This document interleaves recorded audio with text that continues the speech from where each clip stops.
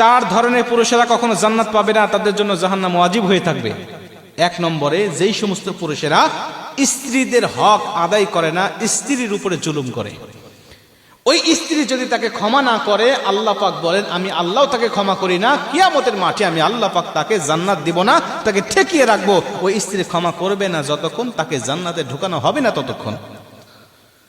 বুকে হাত দিয়ে বলেন তো দেখি, কয়জন স্বামী বলতে পারবেন যে আমার স্ত্রী আমাকে ক্ষমা করবে, আমি তার উপরে জুলুম করি নাই, আমি জালিম নয়, আমি তার উপরে তার হকগুলো সঠিকভাবে আমি আদায় করি। আজকে 22টা বছর, 18টা বছর, 20টা বছর একটা মেয়ে বাবার সংসারে থাকে, যে বাবা এতটা প্রিয় তার ছিল। প্রত্যেকটা বাবার কাছে এক একটা মেয়ে মানে হলো রাজকন্যা। মেয়ে হোক কালো, কিন্তু একটা বাবার কাছে মেয়ে হলো রাজকন্যা। কথা বলেন ঠিক কিনা? এই রাজকন্যার মতো মেয়েকে লালিত পালিত করে 18টা বছর লালন পালন করে একটা পরের ছেলের হাতে তুলে দিয়েছে।